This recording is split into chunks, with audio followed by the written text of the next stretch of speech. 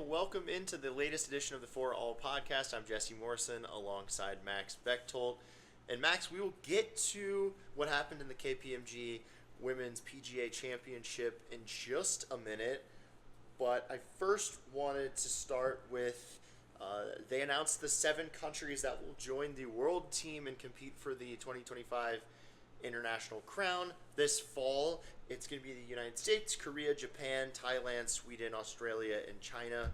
What are your thoughts on that? Really no surprise to me. These were kind of the 7 teams who I think everybody would have expected. Like, if you were coming into the year saying what 7 teams will be there, I think almost everybody would have said this. These were 7 of the 8 teams that played in the last International Crown. The last International Crown also featured England. They're now going to be essentially replaced by the world team. No really big surprise there. England just doesn't really have the depth outside of Charlie Hull to really put together a good team. But I think that this is really exciting. I think I put out kind of a predictions yesterday, really early predictions ranking all of the teams, and I think it was really tough to rank. I think pretty much every team outside of China really has a good chance to win this. So I think it should be a really exciting event. Should be fun. All right, let's move on to the KPMG Women's PGA Championship. Minjee Lee gets a pretty dominant win at a pretty crappy major. Yeah, I mean, I think we'll talk about the course a little bit in a second. I do want to lead with Minjee Lee because I think a lot about her win is being buried by the discussion around the course, and I don't necessarily want to do that as much. I want to lead with the positives, which is this is one of the best players of her generation, winning her 3rd major. She's the first player to win 3 majors in the 2020s on the women's side. Joined Scottie Scheffler, I believe, as the only golfers to win 3 majors in the 2020s.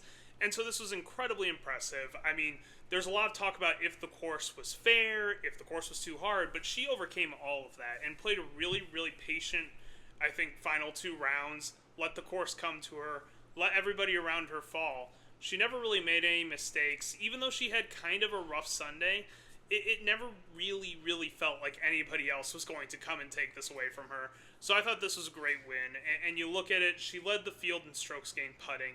Coming off of last year where she was arguably the worst putter on the LPGA Tour, what a journey and what a transformation in her game. And I think, last year I actually predicted her preseason to be LPGA Player of the Year. That didn't really work out. This year, I said that I think she was going to be kind of the comeback player of the year, and I think that's looking pretty good. Yeah, it's great to see her get this win. I was going to bring up last season. Obviously, last season was not very good for her, and to bounce back and now become a 3-time major champion is really great for her. And I think you're right. I mean, you have to talk about her as one of the greats of her era, up there with the Nelly Kordas of the world, the Lydia Ko's of the world. Yeah, I kind of put it there's kind of a group of 5 in that generation that I think kind of stands a little head and shoulders. You can make some arguments for players like Danielle Kang or Lexi Thompson or Arya Jutanugarn, but I really think when you're looking at it, for these players that kind of made their most in the mid to late 2010s, early 2020s, when you look at Lydia Ko, Nelly Korda, Minjee Lee, Brooke Henderson, and why am I blanking on the last one? Jin Young Ko. I'm blanking on her because she hasn't won in a while, but those 5 are kind of very clearly, to me, head and shoulders above the rest, and I think Minjee Lee just further cemented her place in that group. Yeah, and I do think we need to get to the course now. It was kind of gave off U.S. Open vibes. It was a little bit too hard. It was also just disgusting looking, to put it in as nice words as I can. From like the aerial shots of the course, it looked like a muni, and then there was like construction sites to the side of it. Like, it did not look like a major championship course. I know they're hosting 2 more majors coming up there, one on the men's side, one on the women's side, and I've got to say I am not looking forward to those majors. It just didn't seem like a major course at all. Especially after what we saw at the U.S. Women's Open, which was fantastic. This was just such a letdown, and I I really hope that I don't know if they can do this or not. You'd know this more than me, but I hope they kind of reconsider their major championship locations. Well, I would love that. I don't think it's necessarily possible with the PGA of America essentially owning this course, and they're the ones who decides where it goes. I do think there are serious adjustments that need to be made before the men's major, and especially before the next women's major. And that brings up my first point about this course. I've read a lot about this course. I've done a lot of research over the last 2 days, trying to get different takes, reading articles from people who know a little bit more about architecture than I do. And I've come to some thoughts. I think the first one, where I think the PGA of America can really improve it, this cannot be held in late June in Dallas, Texas. It is just dangerous to the players. It's dangerous to the fans. Probably most of all, it's dangerous to the caddies to play this in the middle of the summer. Temperatures were in the mid to high 90s.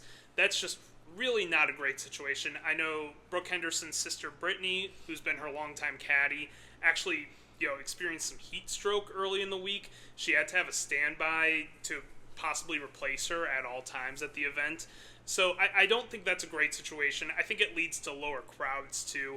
I mean, if you're just kind of a casual fan, you're not going to go out and stand in the 96-degree sun in Texas. The attendance was okay, but not amazing. It could be better. Yeah. If I think they could possibly try to move this more into the May window, try to get it more in temperatures. I don't know a lot about the climate of Dallas, but in like the mid to high 70s, 80s, I think that'd be a lot more ideal. Now, I've read a lot. The Fried Egg, which is a great outlet that covers golf, has some experts in design. They kind of wrote dueling articles, one that's a positive take on this course, one that's a negative. I understand that the point of the course is angles. You need to find the right angles to hit in from the fairway. You have to find the right angles on the greens. And there was a lot of discussion about, were the players whining too much about pin positions. I don't think they were, because I think you need to take a look at what the LPGA does well. Mel Reid really, I think summed this up fantastically. When you're in the high winds and you're forcing players to take long irons and fairway woods out of the on their approach shots, you're going to run into some issues where there are just pin positions that aren't accessible. And what this does is it does lead to these higher scores. Now, I am a firm believer that majors should be a tough test. But when you have these higher scores, the pace of play, which is already an issue on the LPGA Tour, yes, the pace of play just balloons. And on Saturday, the LPGA did not hit their coverage window. It had to switch from NBC over to Golf Channel for the final 5 holes. That cannot happen in a major. And because of this pace play, they had to go off in threes off both tees on the final day. That should, once again, never happen in a major. You should never have players finishing on hole number 9 in a major. And so I think that they really need to take a look at this. There's high winds at all times in Texas. I mean, it's kind of the stereotype about Texas golf is high winds. And I think they need to take a look at if these pin positions are fair, if they're reachable, and what that does to the product, and how either the pace of play slows down a lot, or you have players just playing not aggressively. And I think both of them are a real issue when you're talking about viewing it on TV. Now, also, finally, the course itself, visually, does not look very appealing on television. That could easily change in the next couple of years. Plant some trees in there, get the fairways framed up a little bit better, get some of that construction out of there, maybe water the grass a little bit more, and I think you could get a little bit more of a visually appealing course on TV. But for right now, it wasn't, and I think especially when you're going up against the competition of the PGA Tour was playing a signature event at the Travelers, you really, really ran into the issue of, I think a lot of people just weren't watching this event on TV. Yeah, I found it to be a pretty bad TV experience overall. Just, again, not aesthetically pleasing, which doesn't really matter if the golf is good, but the golf wasn't necessarily amazing. And like you mentioned with the high scores, and just the course was just very difficult, and then made the pace of play really slow, which, I mean, we watched it for like 5 or 6 hours on Sunday, and I didn't even like come over to your place until Yeah, the final group was like on 4 or 5. yeah, I the final think, group was on 4 or 5, and they played for like 4 or 5 more hours. It was pretty crazy, and you know, I like golf, but I would like them to pick it up a little bit. You know, it's again, I love baseball, but did I like the introduction of the pitch clock? Yes, because it just means less dead time, and there was just a lot of, I guess, dead time, and I don't really know what it was. I don't know if it was the course. I don't know if it was just the heat, and they had to take some extra time in the caddies. You know, couldn't walk as fast as they normally do. But I'd shout out the PGA of America for not giving stroke penalties in this one, because I don't think they should have, because it was just designed to make it, everything about the event made it, you know, longer. Yeah. And so I'm think glad. I think the PGA of America took a little mercy on the players, said we're not going to enforce these penalties for play because it was their fault that it was going that long. And you know, I think the enduring image to me of this event was Friday afternoon. I was watching the featured groups coverage. It was Lydia Ko, Gina Tiakun, and Nelly Korda.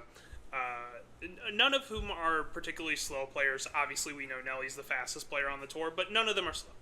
And they were waiting on the 7th tee in the heat of the afternoon. I mean, it was late in the day. It was their 16th hole. I think they were waiting for probably 35 to 40 minutes on that hole, and they all three looked absolutely miserable. Like, I've never seen someone look just more unhappy on a golf course than these 3 players did. 3 players who generally have pretty positive dispositions just looked like they wanted to be anywhere else but there. And I do think that's just like the enduring image of this event. Well, I mean, at least we know what to expect when the Evian comes up. Hopefully that is a better event than this one. Possibly, but you know, we're going to get into my other issue here, which is I really liked Aaron Hills as a host. I actually think it should host more events, but that was a course that sometimes punished good shots, that didn't reward, you know, great play at all times, because if you hit it just in the wrong angle, you could be in real trouble. Same thing here, and that is the reputation of Evian, is that a lot of times it's weird angles and weird bounces can put you in weird positions. It's a big reason why Lexi Thompson and Stacey Lewis have just traditionally not played in a major. And so it's like having 1 or 2 of those courses is one thing, but 3 majors in a row, you gotta wonder what you're doing to the TV product and if you're really showcasing the talent of these players. Yeah, and I would like to mention too that I remember that we did not really love the first major of the year, even though it was close. It kind of felt like who wanted to choke the least on that event. So, and I don't like to use the word choke, but that's just kind of how it felt. And I don't think the majors have been the best showing of women's golf. I think that I did really enjoy the U.S. Women's Open, but it was a great event. But yes, as far as the rest of the majors, the other 2 majors this year have been not so great. So hopefully we can, you know, cap it off with some success. And then we have seen some really good non-majors this year on the tournament. A couple more things we wanted to hit on before we moved on to this week's tournament. Gino Titakun, kind of a weekend collapse this weekend. And I guess there's just some questions as to whether she can win the big one. Yeah, I think they're starting to become fair. I wouldn't have thought that coming into this week, but she looked so dominant over the first 2 rounds. Her putting was unbelievable, especially on Thursday. Like, I'm not sure I've ever seen a player putt like she did on Thursday. And then Saturday, she lost it all, and Sunday, she really never put any real effort into a contention on Sunday, I would say. And so I do think she's an unbelievable player. She's crazy talented. Obviously, she's number 2 in the world. She has been for a long time. She's won a lot on both the Ladies European Tour and the LPGA Tour. I think it's getting to time where she needs to show what she can do in a major. Yeah, that shot she hit toward the end of the tournament, that was, you know, we were just like, it's over. because it was just so far into the I believe rough. that was on 15. Yeah, it the was on par 15 4. or 16, and we were just like, okay, it's over. She didn't. She had, in my opinion, she had the best chance of challenging on Sunday, and she never really got that close. So I I'm basically declared her the winner after Friday. I thought that there's no chance anyone else was going to win, and Saturday was just really rough. Yeah, and then to the top player in the world, I did want to. I know we talk about Nelly every week, but I did want to bring her up because I have decided that I'm no longer picking her until she wins an event. It just seems like she just is been meddling this year, and I mean she was on the verge of losing her number 1 ranking this week, and I need to see something from her. I think she's won once since we started this podcast last August. Yes. So, we talk about her so much. She's the most hyped up player in women's golf. She's got the biggest galleries. I mentioned the crowd that she got in Arizona just to watch her drive, it's not like we're going to stop talking about her, but she does need to start getting some results if she is, the best player in the world like everybody says she is. Yeah, no, I think it's interesting. Like, it's almost like a bad luck, ironic thing where I actually think she putted really well this week, and we've talked all year about how bad her putting has been and how that's holding her back from winning tournaments. Then the week she putts well, she's just has trouble getting anything going with her ball striking. It's a tough situation. She is going over to Evian, where she's had some success, a couple top 10 finishes. Generally plays that course pretty well. We'll see what she can do there. She's got a couple weeks off, so going to go to the lab, try to figure something out. I do think she'll come back pretty strong. She's been strong all year. It's just she hasn't gotten those wins. And I really thought that she was a player who could possibly, make a run at it on Sunday, coming from, I think it was 8 strokes back. But, Minjee came back enough that it would have made it doable for Nelly. She just couldn't get anything going on Sunday. Yeah. It's just been inconsistent this year, and, I hope that she does well, obviously, but I'm just... It's great for women's golf if she does. Yeah, I'm just not going to be picking her to win coming up here just because it's just been too inconsistent this season, and like you mentioned, it's if it's not one thing, it's another thing. I feel like with her this year, if it's not her putting, it's her ball striking, and it's mostly been her putting. But now that even makes me more concerned that it's her, that she had a bad ball striking weekend, because it just makes me feel like there's just something off with her. But again, hopefully these 2 weeks off help her to figure it out, and then Evian, I hope she wins Evian. That would be great for women's golf. Her winning majors would be great is great for women's golf. Let's talk about one more player, and then we will get to this week's championship. Austin Kim, you've been hyping her up. She played pretty well, given whatever you would call playing pretty well in this tournament, but she played pretty well given the circumstances. She did. I am a huge fan of Austin Kim's game. Have been since basically she made her debut as a rookie last year. I think the last 2 majors I've taken her as a dark horse pick, and she's played really well in both of them. I think she's trending really in the right direction. Seems kind of like a player, like when we get to one of those lower end fields later in the year, like in Arkansas or in Portland, I think she's a real threat to win one of those. She's got unbelievable ball striking. The ball comes off her club like nobody else on the LPGA Tour. When you go watch her, it's even if you can't really see the tee and you can't really see who's teeing it off. By the time all 3 players have teed off, you know which ball is hers, because it is 40 yards past anyone else's. I think if she can just really get good putting weeks in, she is such a dangerous player. A player who I really expect to be in contention for next year's Solheim Cup team, because her talent is so huge. All right, let's move on to the Dow Championship. This would be a partner event. Just what are your kind of thoughts on this event and the course, and just it following a major and everything? I love this tournament. This is one of my favorites on the LPGA Tour. I think it's really a great chance to kind of show off a lot of the personalities on tour. I think the biggest advantage that the LPGA has compared to the PGA Tour is the personality of the players and how much they do enjoy playing together. how much they enjoy interacting with fans, and I think this is like a really fun week that showcases a lot of that. I do wish it was placed a little bit differently in the schedule so we could maybe get some stronger fields. I think a lot of people kind of take this off. It's sandwiched between two majors. But regardless of that, I love this event. There's been some really, really fun winning teams, and I'm looking forward to it again this week. And what do you think of Midland Country Club where they're playing it? I like the course. I think it's a very interesting back nine. A lot of places with water. You have to be pretty strategic on it. I think it always shows well on TV. It finishes with a par 3, which is always interesting. A very unique feature of that. You don't see 18 be a par 3 very often. Surrounded by water, big, huge green. It's set up for some really exciting finishes over the years. So I'm excited to see this course on TV once again. All right, and some of these pairings you're watching for here, who do you think, what are some of the most intriguing pairings to watch? Of course, Gino Tidekun and Ronan Yin, who you got to start with. Two of the top 5 players in the world. They've got incredible chemistry. They're so fun together. I've seen them interact a couple times out there on course. They're really, really close friends. I think they've got great chemistry. They've won on this course before. I think they're the first ones you got to really look at.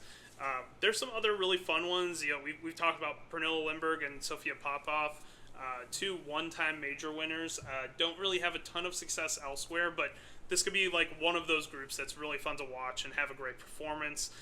Obviously, you talk about Ryo Takeda a lot. She's teaming up with her fellow Japanese star Miyu Yamashita, and they're playing at this. They're teeing off at the same time. Those two groups. They'll be at 8:10 Eastern time, teeing off on Thursday. Yes, Rose Zhang and Heiran Yu.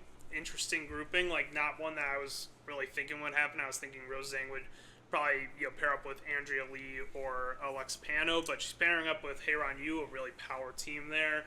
So, and then finally, Jennifer Kupcho and Leona Maguire, who were great kind of competitors in college. They were rivals.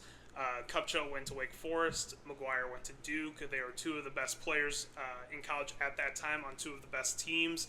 Always kind of have had a little bit of a rivalry, so I love to see them pair up. And they're both in pretty decent form, so I think they could make some noise.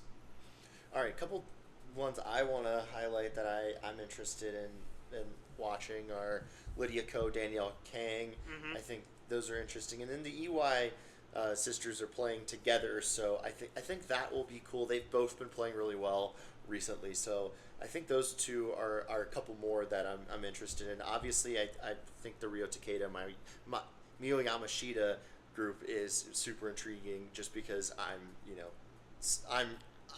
the biggest just hyper upper. I don't know. I'm trying to say the words. Yes. Trying to find the words. I like Ryo Takeda a lot. There yes.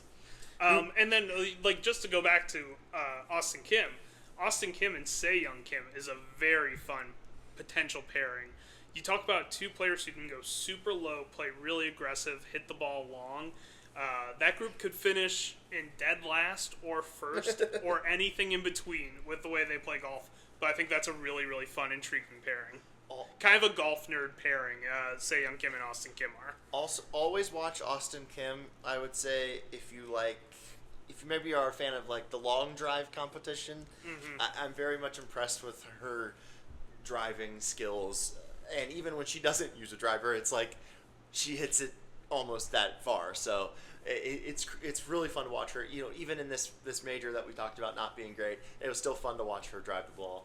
Absolutely. Which was great. So who do you think's going to win this one, Max? My heart kind of wants to take Megan Kang and Lexi Thompson. Okay. They're great pairing, fun grouping. Lexi's in great form as of late. They've gone 2-0 in their Solheim Cup careers playing together. But I need to go with Gino and Roning. They won this last year. Clearly they're comfortable on the course. Clearly they're comfortable playing with each other. We haven't had a repeat winner of this event, even though we've had a lot of teams play well year over year. I think we get our first repeat winner of this event with Roning and Gino. I'm going to go with the EY sisters. I think they've been playing really well as of late, and I'm excited to see what they can do this weekend. And I think, we always talk about momentum, and I'm going to go with them. Yeah, another team very similar to Austin Kim and Se-Young Kim. A lot of volatility on that team. Could play great, could play terribly. I think they've got huge upside. Should be a fun one. What's the coverage look like this weekend? Yeah, just full coverage. I mean, it's a very fun event to write about because you get some kind of different scores. You get, teams when they're playing best ball shooting, 9-10 under. So there's a lot more excitement. There's a lot more to write about, and so there's a lot more to read about. So go check out all that coverage. Of course, check out the newsletter. This last week, I kind of wrote a little bit of a rant about Fields Ranch East. I think I've cooled a little bit on the course since that, but I think I needed to get that rant out. So there's a lot of exclusive content over there. Yes, please go check out everything that Max has on Fore-All.com, Fore.all.com, and we will talk to you next week.